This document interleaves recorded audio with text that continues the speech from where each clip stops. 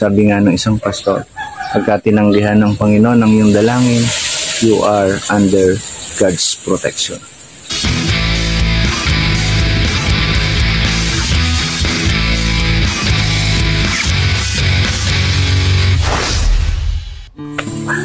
Magandang hapon po sa ating lahat. Welcome po muli to my channel, Bro RT TV. At sa hapon na ito ay ang nais kong bahagi ay yung nandun sa 1 John 5 verse 14. Ang sabi po ng Word of God ay may lakas loob tayong lumapit sa Kanya dahil alam natin bibigay niya ang anumang hingi natin kung ito'y naayon sa Kanyang kalooban. Marahil naririnig natin yung salitang God will provide. God will provide. Tama naman, walang duda na ang Panginoon ay lagi nagpo-provide para sa ating mga pangangailangan.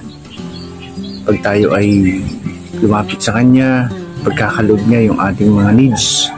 Kasi maliwanag yan sa Kanyang mga salita na pag umatok ka, pag bubuksan ka, pag humanap ka, masusumpong ka, pag nagsabi ka, kumbaga tutugon ang Panginoon.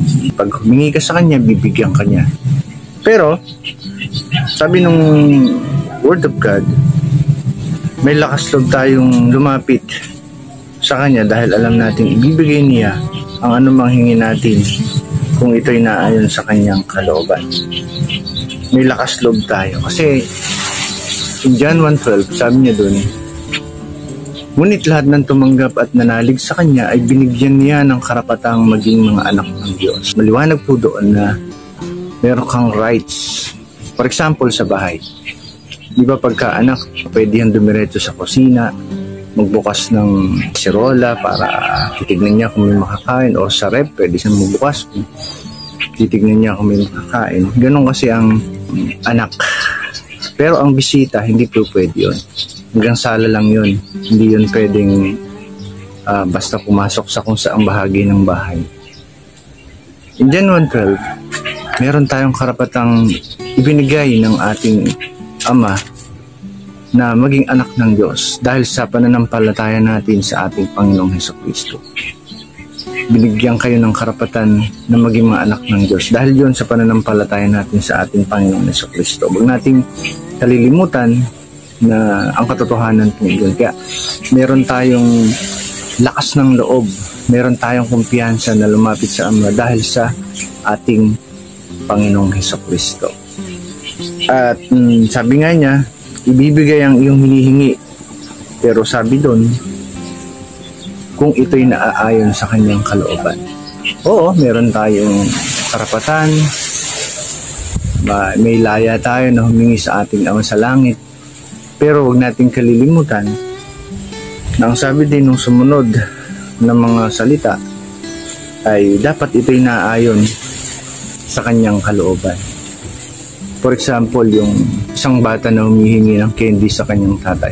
Pagka ba may bata na humihingi ng candy sa kanyang tatay, bibigyan kaya ng tatay niya? Of course. Kasi yun ay magpapasaya sa kanyang anak, dito ba? Bibigyan niya yun. Pero kung yung bata hihingi pa ng candy before lunch or before meal, hindi niya nabibigyan yun. Kasi masisira na yung pagkain ng bata. Kaya nga, sa buhay natin bilang mga Kristiyano, dapat alam mo rin yung dapat yung hihingin mo sa Panginoon. Kaya nga, ang isang sikreto din doon ay yung intimate relationship mo sa Panginoon. Dapat alam mo kung ano yung mga bagay na hinihingi mo dapat sa Panginoon. Dahil sabi doon sa John 15, di ba? Yung puno ng ubas, ng tagapag-alaga ang Ama, tayo yung mga sanga. Kumbaga, maaaring ini-illustrate doon yung connection, yung malapit na connection sa ating Panginoon. Kaya nga pagka may malapit na connection sa Panginoon, alam mo yung mga gusto ng Panginoon, alam mo yung mga dapat hilingin sa Panginoon. Kaya nga, isang bagay na makikita natin dito ay know the will of your master. Dapat alam mo kung ano yung mga kagustuhan ng Panginoon. Para pag ikaw ay nanalangin at humingi, dapat naka-align dun sa kagustuhan ng iyong Panginoon. Kailangan meron kang malapit na relasyon sa iyong Panginoon o sa ating Panginoon para alam mo na sure na pagkakaloob niya ano man ang hingin mo sa Kanya kasi yun ay ayon sa Kanyang kalooban. Hindi pagkakait ng Panginoon yung mga bagay na makabubuti sa Kanyang mga anak. Sometimes kasi kaya marahil may mga bagay na hindi dumarating na hinihingi mo kasi hindi naman talaga yun will ng Panginoon. Yun ay maaaring masama sa'yo. Sabi nga ng isang pastor, pagka tinanggihan ng Panginoon ang iyong dalangin, you are under God's protection. Marahil hindi mo ikabubuti sa halip ito iyong ikasasama, kaya hindi ipinagkakalob ng iyong Panginoon o ng ating Panginoon. Isang bagay na makikita pa rin natin dito is yung huwag kang mahihiya na lumapit at dumulog sa ating Panginoon. Especially anak ka ng Diyos. In John 1:12, ulitin ko, ngunit lahat ng tumanggap at nanalig sa Kanya, ibinigyan niya ng karapatang maging mga anak ng Diyos. To our Lord, sa ating Panginoong Jesucristo. Ulitin ko yung verse natin, sabi niya, may lakas loob tayong lumapit sa Kanya dahil alam natin ibibigay niya ang anumang hingin natin kung ito'y naayon sa Kanyang kalooban. 1 John 5 verse 14. Kapatid, God bless sa'yo. Sana kung ito man ay may mga kahilingan sa ating Panginoon. Ito yung panahon na mag-reflect. Isipin natin, ito ba talaga ay kalooban ng Panginoon? At huwag kang mahihiya.